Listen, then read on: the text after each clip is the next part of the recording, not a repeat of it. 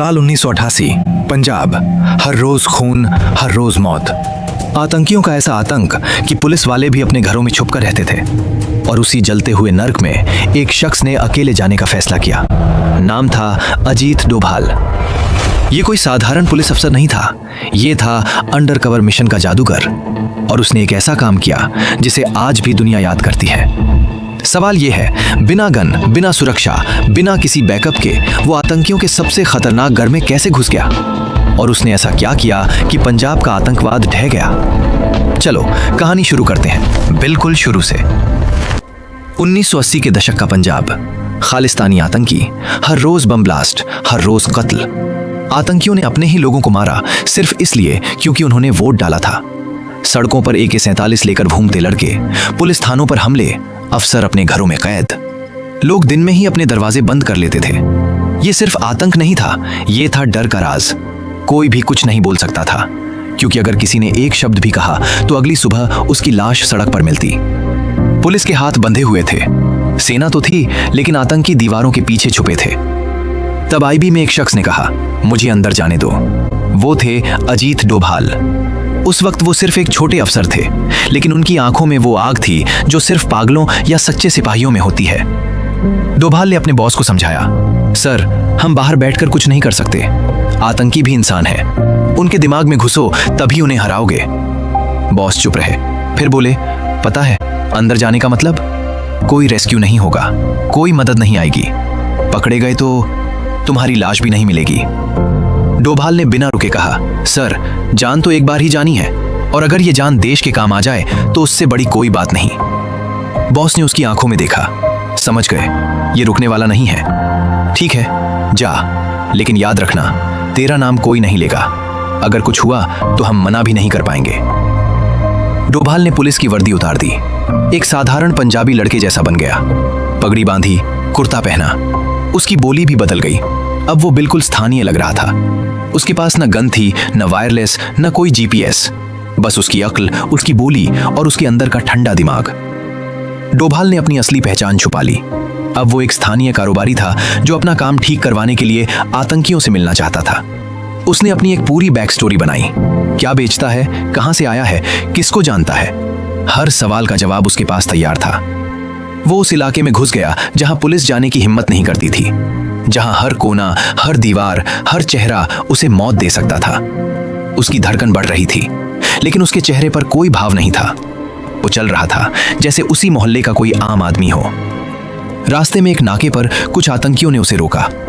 कौन, कहां जा रहा है? डोभाल ने सीधे आंखों में देखा। अपना काम है, बड़े साहब से मिलना है। किस बड़े साहब से? डोभाल मुस्कुराया, तुमसे बड़े से। आतंकी थोड़ा घबरा गया। उसने अपने बॉस को फोन लगाया। कुछ देर बाद बोला, चल, लेकिन अगर झूठ बोला तो तेरी गर्दन यहीं छोड़ देंगे। डोभाल चल पड़ा। अंदर ही अंदर उसकी सांसें तेज थीं, लेकिन चलना बिल्कुल नॉर्मल था। वो जिस कमांडर से मिलने जा रहा था, वो उस वक्त पंजाब के सबसे खतरनाक आतंकियों में से एक था, जिसने अकेले ही 50 से ज्यादा पुलिस वालों को मारा था, जिसके एक इशारे पर पूरा जिला थर्राता था। मुलाकात एक टूटे फूटे घर में हुई। चारों तरफ गन लिए आतंकी। अगर एक शब्द भी गलत हुआ तो डोभाल के टुकड़े टुकड़े। दरवाजे पर 2 बंदूकधारी, अंदर 4 और बीच में वो कमांडर। डोभाल ने गहरी सांस ली और अंदर चला गया। कमांडर ने उसे ऊपर से नीचे देखा। आंखों में शक था, हाथ में गन थी। बोला, तू कौन है और यहां कैसे पहुंचा? डोभाल ने सीधी नजरों से देखा। हाथ नहीं कांपे, आवाज नहीं लड़खड़ाई। बोला, मैं अपना काम देखने आया हूं, बाकी तुम्हारी मर्जी। कमांडर ने पहली बार में ही पूछा, तू पुलिस वाला तो नहीं? डोभाल थोड़ा हंसा।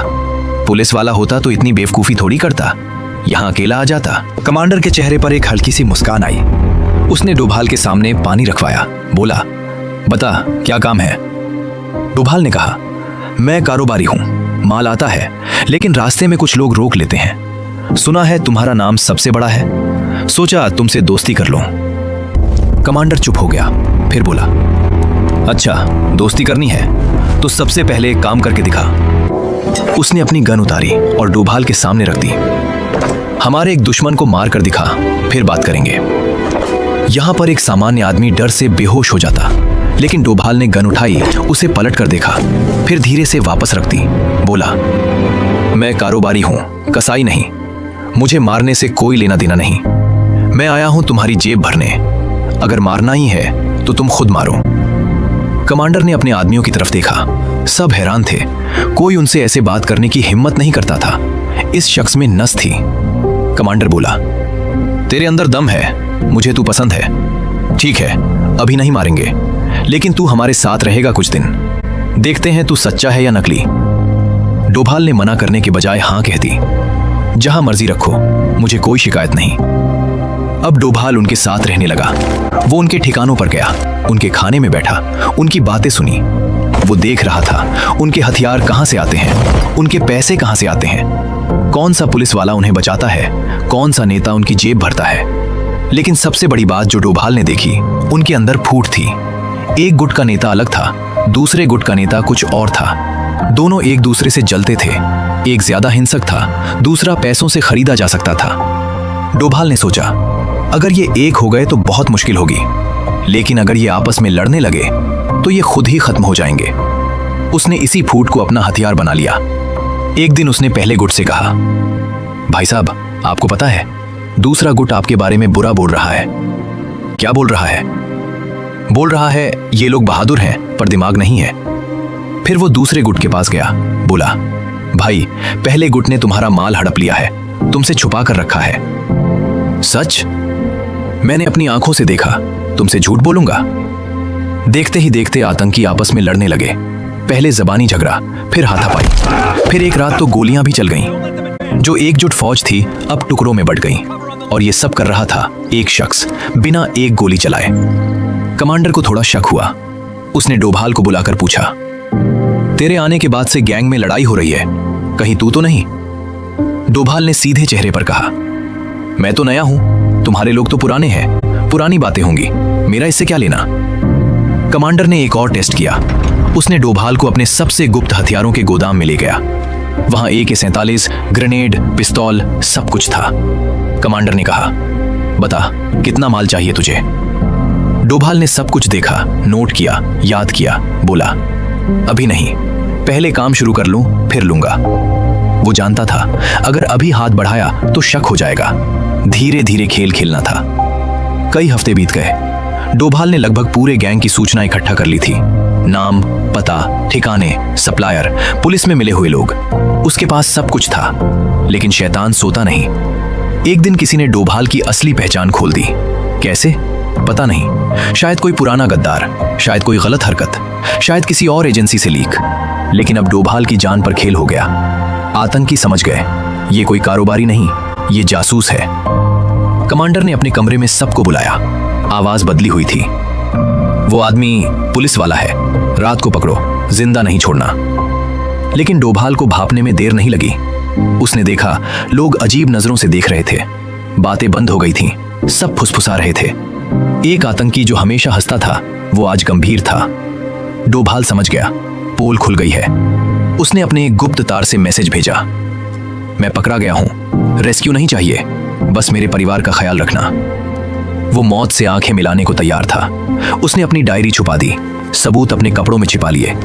लेकिन डोभाल जैसे लोग मरते नहीं, वो चाल चलते हैं। शाम को उसने कमांडर से मिलने की इजाजत मांगी। कमांडर ने हां कर दी। सोचा मरने से पहले बात तो कर ले। डोभाल ने कमांडर से कहा, मुझे पता है तुम मुझे मारोगे, लेकिन मरने से पहले एक बात बता दूं। क्या? तुम्हारे अंदर ही तुम्हारा सबसे बड़ा दुश्मन बैठा है। उसी ने मुझे बुलाया था, उसी ने तुम्हें बताया कि मैं पुलिस वाला हूं। क्यों? ताकि तुम मुझे मारो और वो तुम पर हमला करने का बहाना बना ले।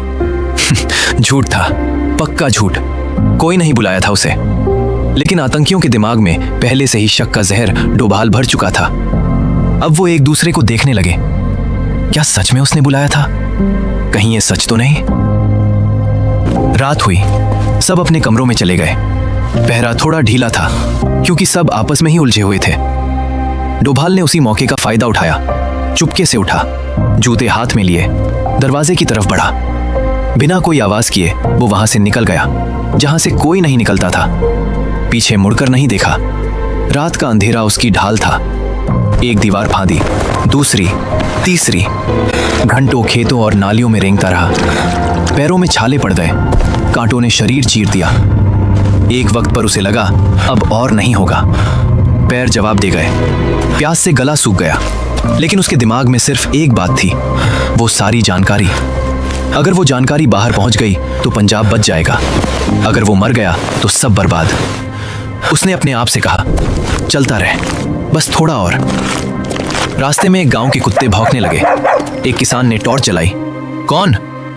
डोभाल ने पंजाबी में कहा, मुझे रास्ता भूल गया, मेहरबानी करके बता दे। किसान ने देखा, एक थका हुआ गंदा आदमी। सोचा कोई मजदूर होगा, रास्ता बता दिया। सुबह होते होते वो एक सुरक्षित घर में पहुंच गया। दरवाजा खटखटाया, अंदर से उसके अपने लोग थे। दरवाजा खुला तो सब चौंक गए। डोभाल थका हुआ, घायल, खून से लथपथ, लेकिन जिंदा।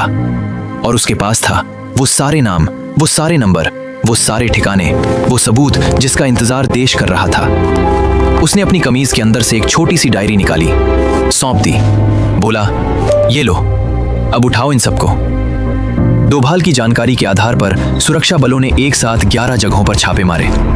सुबह के 4 बजे थे, आतंकी सो रहे थे। अचानक दरवाजे टूटने की आवाज, फ्लैश बैंग्स, लाउडस्पीकर पर आवाज, बाहर निकलो, हाथ ऊपर करो। हर उस आतंकी को पकड़ा गया जिससे डोभाल ने हाथ मिलाया था। जो कमांडर डोभाल के कंधे पर हाथ रखकर हंस रहा था, वो अब पुलिस की गिरफ्त में था। उसकी आंखों में हैरानी थी, कैसे, ये कैसे हो गया? एक एक करके उनके ठिकाने ढह गए, हथियारों के सप्लायर पकड़े गए, उनके पैसों का पूरा नेटवर्क खुल गया। पुलिस वाले जो उनकी खबर देते थे वो भी पकड़े गए, नेता जो उनकी ढाल बनते थे वो भी सामने आ गए। जब उस कमांडर से पूछताछ हुई तो उसने कहा, वो आदमी शैतान है, उसने हमें आपस में लड़वा दिया, हम सब एक थे और उसने कुछ ही हफ्तों में हमें बांट दिया। धीरे धीरे पंजाब की हवा बदलने लगी, आतंकी घटनाएं कम हुई, लोगों ने राहत की सांस ली, बाजार खुलने लगे, बच्चे स्कूल जाने लगे। वो डर जो सालों से था धीरे धीरे कम हुआ। इस मिशन के बाद डोभाल का नाम हर जगह होने लगा। उसे उसकी बहादुरी के लिए पुलिस मेडल मिला, लेकिन डोभाल ने कहा, मुझे मेडल से कोई मतलब नहीं, मेरा मेडल है वो पंजाब की शांति।